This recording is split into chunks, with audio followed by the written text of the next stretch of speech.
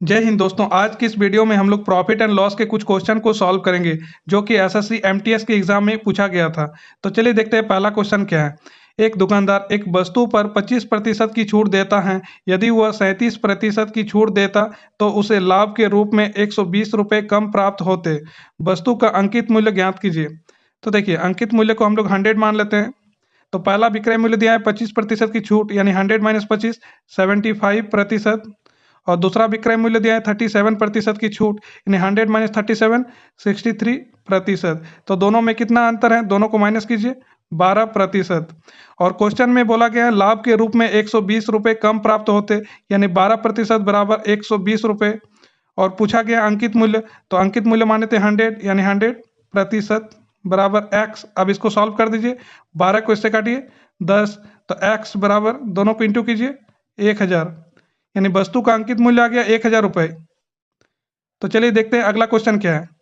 1200 रुपये क्रय मूल्य वाले रेडियो का अंकित मूल्य कितना रखना चाहिए जिससे अंकित मूल्य पर 20% की छूट देकर बेचने पर भी दुकानदार को उस पर 25% का लाभ प्राप्त हो।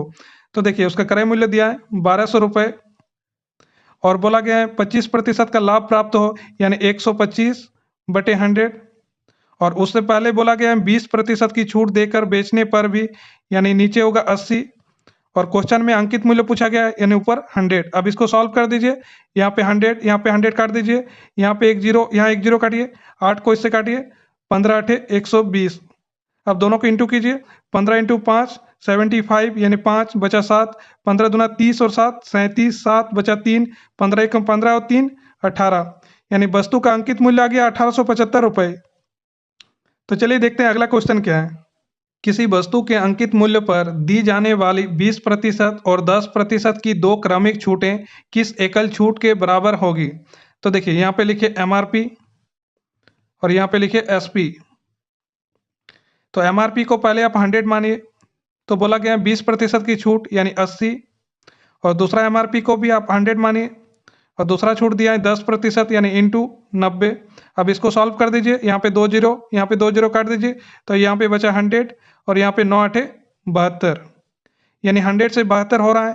तो कितना कमी हुआ है 28, नीचे 100 इंटू 100। अब इसको सॉल्व कर दीजिए, यहाँ पे 100 यहाँ पे 100 काट दीजिए यानी एकल छूट आ गया 28%। तो चलिए देखते हैं अगला क्वेश्चन क्या है। अजय ने एक पुरानी मशीन 2000 रुपये में खरीदी और उसकी मरम्मत में 500 रुपये खर्च किए।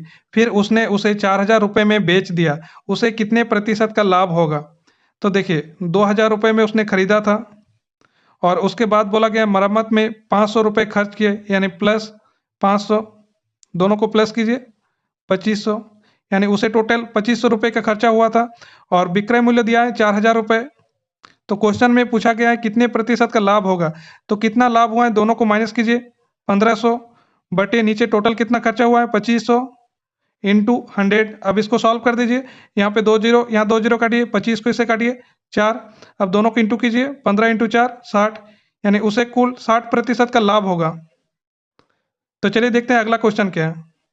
नमिता अपनी दुकान में सभी चीज़ों पर 20% की छूट देती हैं और फिर भी 12% का लाभ कमाती हैं। 280 रुपये के अंकित मूल्य वाली वस्तु का क्रय मूल्य क्या है। तो देखिए उसका अंकित मूल्य दिया है 280 रुपये और बोला गया है 20% की छूट देती है यानी 80/100। फिर भी 12% का लाभ कमाती है यानी नीचे होगा 112। और क्वेश्चन में क्रय मूल्य पूछा गया है यानी ऊपर 100। अब इसको सॉल्व कर दीजिए, यहाँ पे 100 यहाँ पे 100 काट दीजिए, इसको 14 से काटिए, 14 8 112, इसको 14 से काटिए, 14 दूना 28 जीरो, 8 को इससे काटिए 10।